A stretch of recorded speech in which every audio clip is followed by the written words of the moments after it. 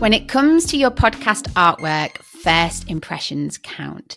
It's one of the first things that your potential listeners will see when they come across your podcast. Here at Captivate, we see podcasters making the same common mistakes.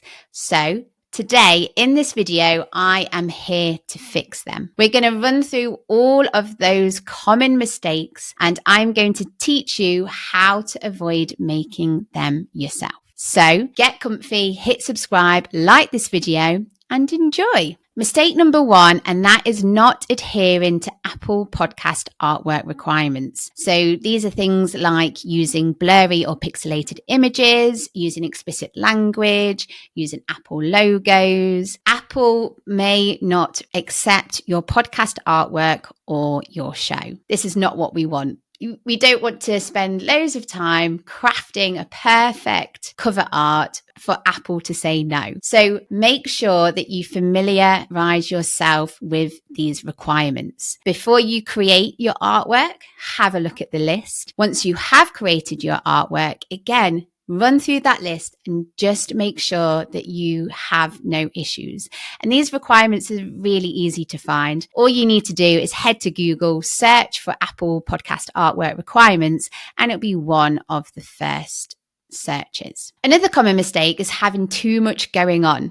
Less is more when it comes to your podcast artwork. What you don't want to do, and I understand it, you've got all of these wonderful ideas and you want to get them all into your artwork. But if you have too much going on, you may end up confusing your potential listeners what your show is about. So when you are creating your artwork, make sure that you focus on the key elements. So your podcast name, host names, your logo if you have one, an image that represents the topic. If you want to use subject photography for that, make sure that the background is clean and minimal. Moving on, and another common mistake is not having font that is easy to read, okay? Don't get too fancy. Don't pick a font that is beautiful, but it's actually not easy to read and not accessible. There's no point. We need to make sure that all the text elements on our artwork are really easy for our potential listeners to read. Moving on to another common mistake, and that is not thinking about all the places where your podcast artwork can end up.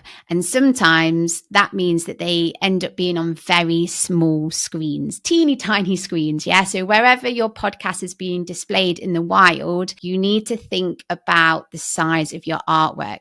And that's why it's really important that those key elements that I've just spoken about, they're big enough and they stand out enough even on those small screens. Next up is not thinking about dimension requirements. So when we are putting together our artwork, again, for them to be accepted by apps like Apple and Spotify, you need to think about the following things. So they need to be between 1,400 and 1,400 pixels or 3,000 by 3,000 pixels.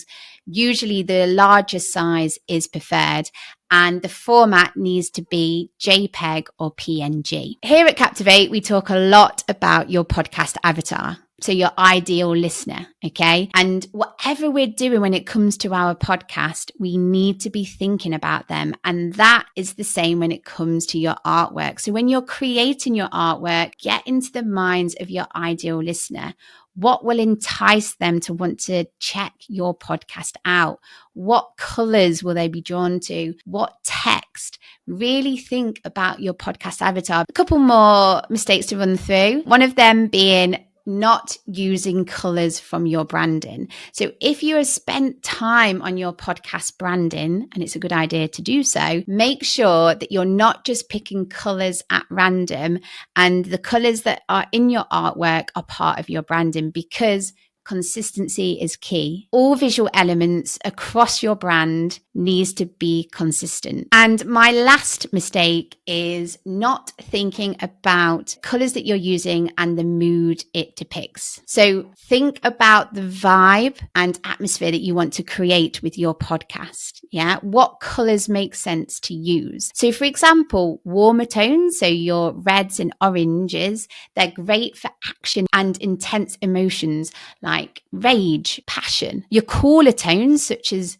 your blues or greens, they're better for more calming vibes where you want to be a bit more thoughtful. So when you are thinking about the colors for your artwork, have a think about the mood that you want to depict. Following these tips in our video, you will avoid making these mistakes and you will create artwork that gets accepted by the directories, but also ends up being enticing and engaging for your ideal listener. I just want to throw in one more tip. So before finishing, I just want to let you know about a really awesome free tool that you can use. So Onlypod has a tool called Podcast Cover Preview Tool, completely free. And what you can do is you can use that tool to see how your artwork looks across all the different apps. You can either put a link in there for your podcast if it's live, or you can upload your artwork. So a great thing to do once you have created your artwork, just to see how it looks in the wild. There we have it.